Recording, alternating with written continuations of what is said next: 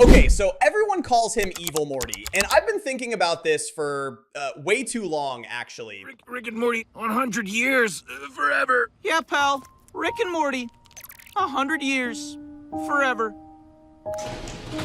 Get off me. What are you doing? But here's what's been driving me absolutely insane. He's literally the only Morty in the entire show who hasn't actually done anything wrong. And I know how that sounds, but just stick with me here. So he killed a bunch of Ricks, right? But those weren't just like random Ricks or, yeah, these were Ricks who were actively enslaving Mortys and using them as literal human shields. And when he escaped the Central Finite Curve, that wasn't some, I don't know, some evil master plan or whatever. That was him leaving a situation that was destroying him. Meanwhile, our Rick has casually destroyed entire civilizations because he wanted discontinued sauce from McDonald's. Like, actually. So I've got to ask, who's actually the villain here? Wait, let me back up, because I know you're probably thinking like the dude's name is literally Evil Morty. How is he not the bad guy? And okay, fair point. But let's walk through what he did. In case you forgot, let's go like step by step.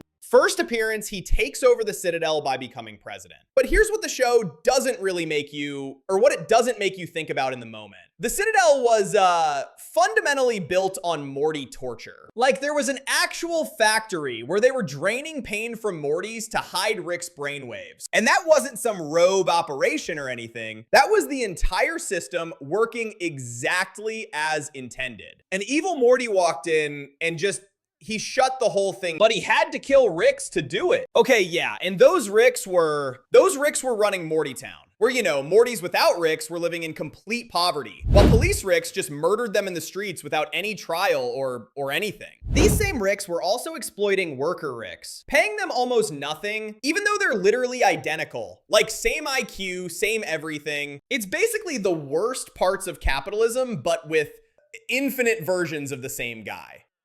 And you know what his final move was? Like his big, he just left. That's it. So here's the question that I think cuts right to the heart of everything here. If escaping your abuser makes you evil, then what does creating the entire system of abuse actually make you? Because listen to what Evil Morty actually says. And this is important. That's what makes me evil. Being sick of him. If you've ever been sick of him, you've been evil too. That's what makes me evil.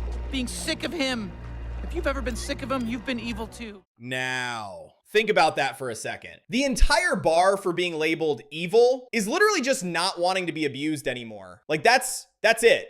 It's like if you quit a toxic job where your boss was actively making your life miserable, and then everyone at the company started calling you a traitor for leaving. That's basically the logic we're working with here.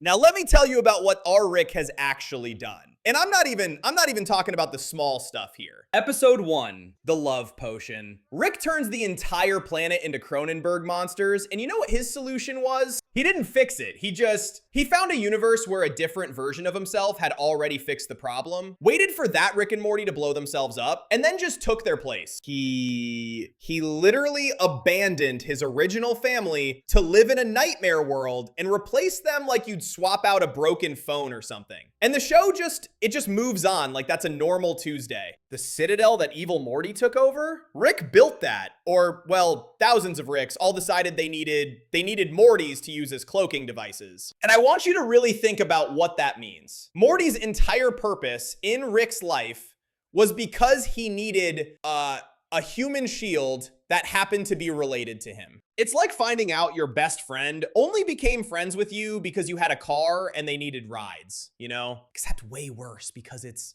your grandson. Shame on you, Rick. And the Central Finite Curve, Rick built that too. He literally took infinity itself and he cut out a section where he knew he'd always be on top, always be in control. Evil Morty called it exactly what it is. A daycare built around an infinite baby. Every version of us has spent every version of all of our lives in one infinite crib built around an infinite fucking baby.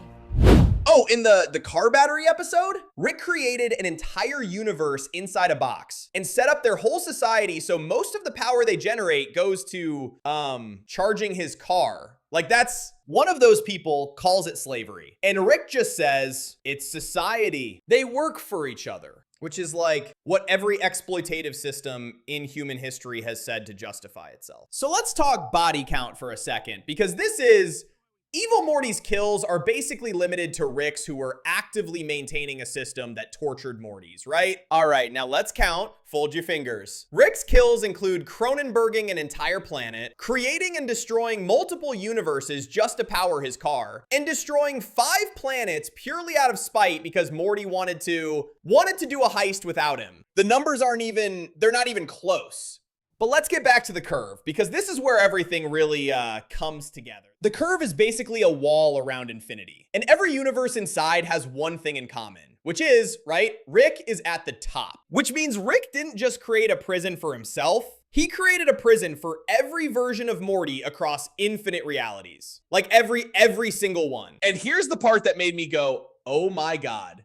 Ricks don't just find Mortys, they manufacture them. The Citadel has literal factories that mass produce Mortys, and they manipulate Beths and Jerrys into meeting just so they'll make more Mortys. More cloaking devices, more human shields, more, disposable grandsons. It's like if your employer didn't just hire workers, but actually created those workers specifically to exploit them, if that makes sense. That's the system Evil Morty was escaping from. And we've known this since season 1. Rick literally accepts a free replacement Morty voucher. Like he's a broken appliance you can just swap out. We watched that happen and we didn't think about the implications. In Unmortrican, Evil Morty says something that really hit me. Quote, "I didn't ask to be born." Yeah, that's really depressing. And that's true for every Morty inside the curve. Like every single one. They exist because Rick needed them to exist. Even our Morty is basically a product of Rick's manipulation. In the Rick Murray Jack flashback, we see that Rick specifically chose this universe because he knew this Beth would have a Morty. Knew he'd be useful.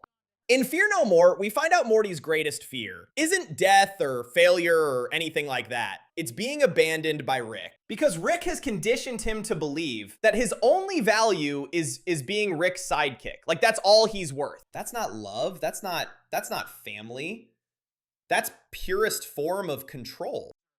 It's like staying in a relationship where the other person doesn't really love you, but they've made you believe you're not worth anything without them, So when people ask, why is Evil Morty the bad guy? He's not. He saw the system and he chose to leave. He didn't try to burn it down, didn't want revenge or anything. He just wanted out. And Rick did nothing when Evil Morty escaped, because Evil Morty was right.